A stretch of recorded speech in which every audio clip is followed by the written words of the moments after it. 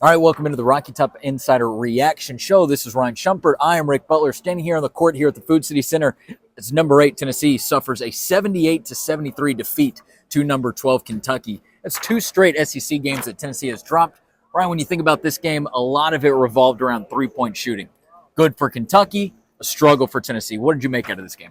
Yeah, I mean, you hit it. I think Tennessee took 21 more three-pointers. Is that right? Yeah, Correct. 21 more three-pointers, and they made one fewer than Kentucky. Um, and, I saw, I don't have it in front of me, but something like, I think, 33 of Tennessee's 45 three-point attempts were deemed uncontested. I think it was like 6 of Kentucky's 24. Sometimes it's a simple game. You got to make shots, and Tennessee, once again, shot the ball very poorly, and I think that's, again, maybe a little bit of an oversimplified thing, but tonight I think that was largely the explanation.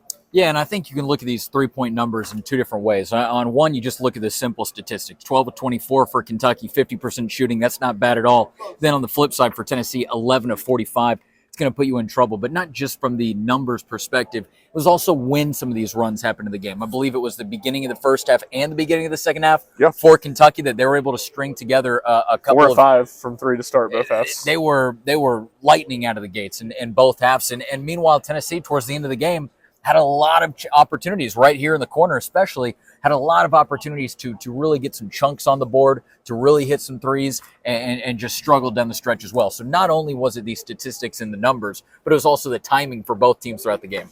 For sure. In Tennessee, it kind of felt in really a lot of ways like the game against Kentucky here last year did, where Kentucky shot the ball really well. Sure.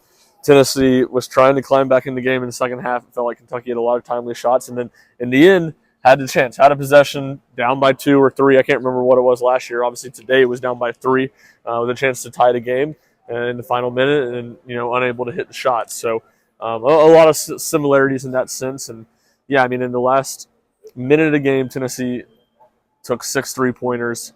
In the last 2 minutes, I think it was 8, maybe 9.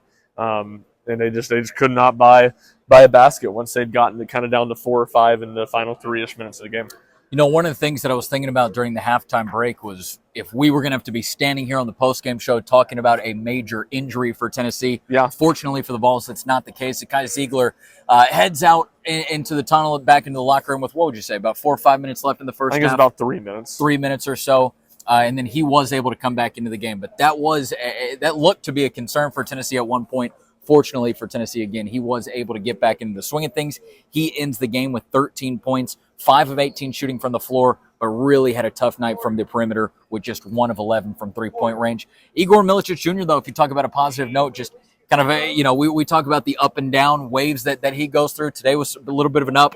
He ends the game with a game-high 19 points and 9 total rebounds to end just shy of a double-double. Yeah, he played well, and, I think 4 assists and no turnovers, too. Right. He's kind of been an X factor for this team. There's too much inconsistency. And Zakai kind of going back to, to simplify things, to maybe oversimplify things. I think, not positive of this, but I think in these last 2 games now, Zakai's 1 of 19 from 3. If he shoots like 5 of 19 from 3, Tennessee probably wins both those games. Tennessee is 6-2, and they're probably, on the 1 line right now. So the margins are so small. Yeah. And I think that's like what I kind of get to with the offense is, Tennessee built this team to shoot the ball from the perimeter, and they're not shooting the ball well enough from the perimeter right now. And certainly J.P. Sherrill's injury, that was a guy that they thought could give him some interior offense, but this is not an offense built to score inside, and they're going to be able to score inside best. Oh, shot clock violation. When they hit some perimeter shots, and then it opens up some driving lanes. I mean, Rick Barnes talked about that a lot post-game, that Kentucky was packing it in the paint, and then they packed it in more and more as they missed more and more shots. And Tennessee doesn't have a way right now to, when teams are, it's always going to be hard, even if you do have a guy that can score at the rim. But when Tennessee doesn't have a guy that's great scoring at the basket, it makes it all the more difficult. And this is, again, a Tennessee team that was built in the transfer portal this offseason to shoot the ball well from the perimeter. They shot it well for a good part of the season, but these last handful of games, especially the last 2, certainly they've shot very, very poorly.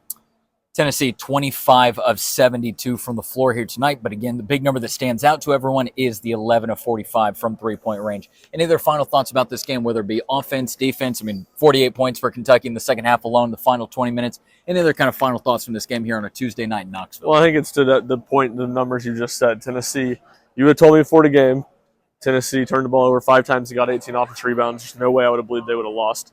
Kind of to a similar point, Tennessee took 22 more shots than Kentucky tonight. And if you would have said made the same. And if you would have said spoiled that. Yeah, no, I wasn't gonna say that. So it works out. Good context. Fantastic.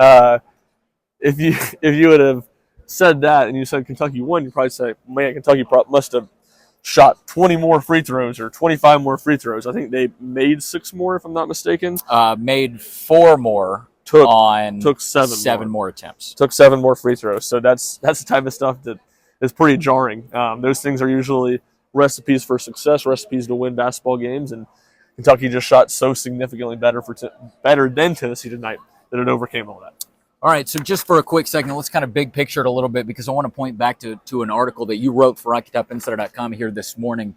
Tennessee suffers a loss against Auburn, the number 1 team in the nation, last Saturday. Returns home, suffers a 5-point loss against Kentucky here tonight, then returns to the Food City Center next Saturday for a ranked matchup against a Florida team that blew them out by 30 points in Gainesville earlier in the year. You wrote about it this morning. Perhaps the most important week of the season, the regular season for Tennessee basketball.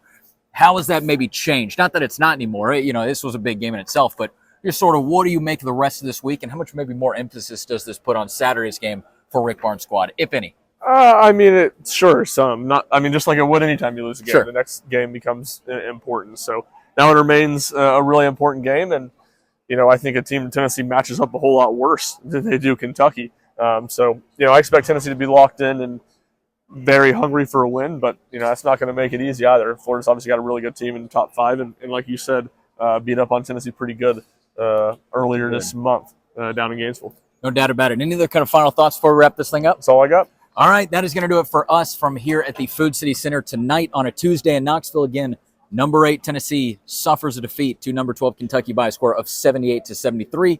Stay tuned to Rocky Top Insider throughout the week, as we'll be bringing you a lot more Tennessee basketball coverage en route to that game against Florida on Saturday. Also, make sure to look for a little bit of baseball coverage. I know Ryan and Jack are getting into the swing of things, only 17 days away from the time that we publish this video, at least. I don't know when you're going to hear it. 17 days away from the Tennessee baseball season. Interview with Tony Vitello coming up tomorrow on Wednesday. Stay tuned for all of it. This is Ryan Shumpert. I'm Rick Butler. You've been listening to the Rocky Top Insider Reaction Show. We'll catch you back for the next one on Saturday.